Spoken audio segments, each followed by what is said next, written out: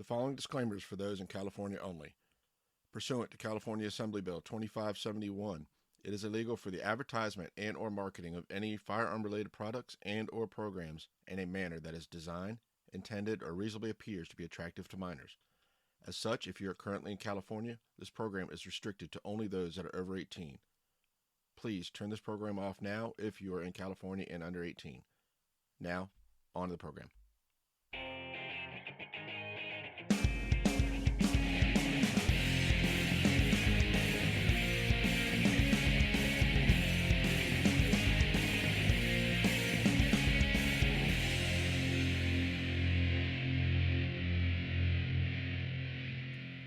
Hello and welcome to the centertenspodcast.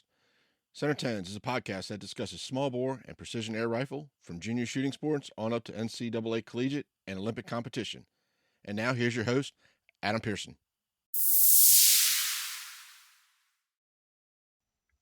Hello and welcome back to Center-Tens. This week's episode is going to be touching on a sensitive subject as we remember two gifted athletes that were lost in April of 2023. On April 23rd of 2023, Julie Johannessen of TCU was found passed away. She was a first-year student from Fredrikstad, Norway, had a passion for business and psychology, and established herself as a gifted member of the TCU Rifle team. She had just returned from the first World Cup competition of her career, which was organized in Lima, Peru. Johannessen achieved success also in the Youth World Cup earlier in the same season. Before going to TCU, she was a member of Norway's national team since 2018 and competed in multiple national and international competitions. She qualified for the finals at the 2020 European Junior Championships in Wrocław, Poland, and finished sixth in women's air rifle. At the RIAC in Luxembourg, she had set a Norway standard in air rifle, firing a 629.9 in 2021.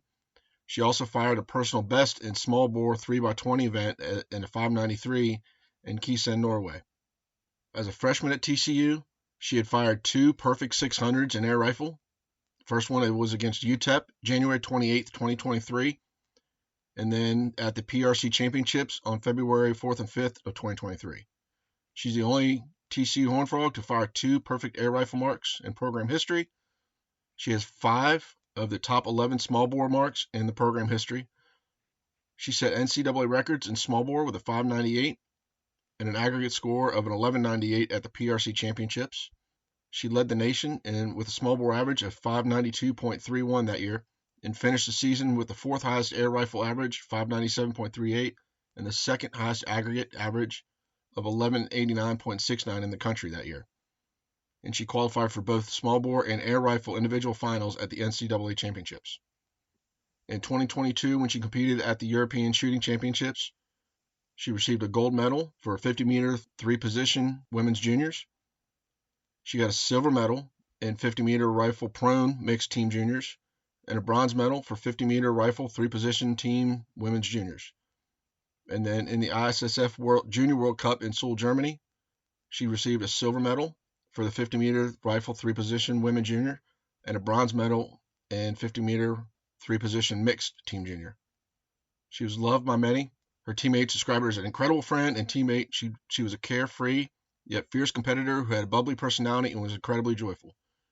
She'd keep a miniature stuffed animal on her stand at rifle events as a reminder to have fun and not let the moment get too serious. She comes from a family of shooters. Would often talk about her sister, Camilla, who's also on the Nebraska rifle team.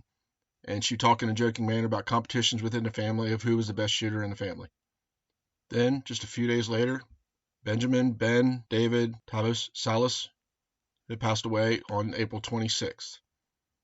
He was born March 6, 2002 at the Frederick Memorial Hospital in Frederick, Maryland, grew up in Martinsburg, West Virginia, and then moved to Tampa, Florida. He attended the Paul R. Wharton High School. He earned the top J2 position at the USA Shooting Rifle Nationals in 2019 after shooting a 6.18 in air rifle. He didn't start competitive shooting until he was in high school, but quickly excelled. Followed his admission to North Carolina State, which had one of the 22 Division I rifle programs in the NCAA, and received a scholarship to NC State. At NC, he majored in criminology and minored in psychology. In his freshman season, he competed in 9 matches, solidified a career high of an 1163 aggregate score after recording a career best 591 air rifle score at Ole Miss on January 17, 2021. He tied his career high with an 1163 aggregate score against Memphis on January 30th of 2021, recorded a career high in small bore in back-to-back competitions, racking up a 576 in Akron and the NCAA qualifier that year. And then in his sophomore year, he competed in all 11 matches, finishing the season averaging a 579 in small bore and a 587 in air rifle. He led the team in small bore average while being second in aggregate overall. On October 31st of 2021, he had a career day against Memphis, setting a career high of a 592 in air rifle and an aggregate score of an 1173. And then he fired his career best small bore of a 583 against Army on January 17th of 2022. He's a decorated member of the rifle team, holding the top 3 aggregate scores in program history. He was named MVP of the NC State Rifle Team at the university's 2023 Wolfie Awards ceremony on April 24th. In June of 2022, Ben had won the junior gold medal in the Air Rifle National Championship at the Olympic Training Center in Colorado Springs, Colorado, which allowed him to qualify to train with Team USA. He was a member of the U.S. national team. Unfortunately, with the dissolution of the North Carolina State Rifle Program, he had entered the transfer portal and was signed on by West Virginia University, the top college program in the country. At that time, John Hammond stated that he was really excited to add Ben to the program and welcome him to the Mountaineer family. Ben had such a profound impact on everyone around him. He loved the sport so much and wanted to see it grow. He was always willing to help others, just as so many others did for him. He was accomplished and an inspiration to many. He loved fishing, music, a good practical joke, and was a great friend to everyone who knew him. Unfortunately, we lost both Julie and Ben to suicide. More than 700,000 people die by suicide every year. For each suicide, there are an estimated 20 suicide attempts. It was fourth leading cause of death among 15 to 29-year-olds.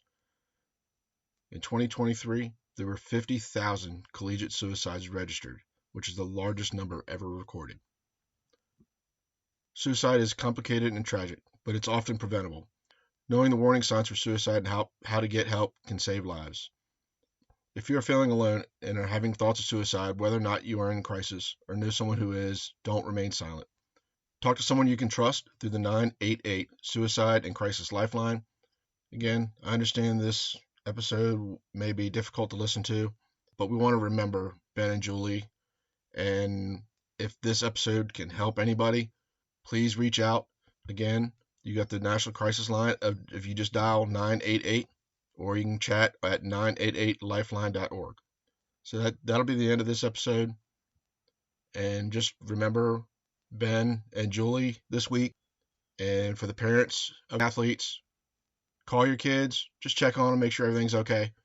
They're getting ready to come home after school. School's getting ready to end, so give them a hug when they get home. That'll be it for this week, and we'll be seeing you soon. Thank you. Thank you for listening to Season 1 of Center Tens. If you like the show, please leave a 5-star rating on Apple Podcast and Spotify. This helps out tremendously. Give us a follow on Instagram and Facebook at Center Tens. Center Tens can be found on Apple Podcasts, Google Podcasts, iHeartRadio, Spotify, Buzzsprout, Pocket Cast, and at centertens.com. Hope you join us for our next episode.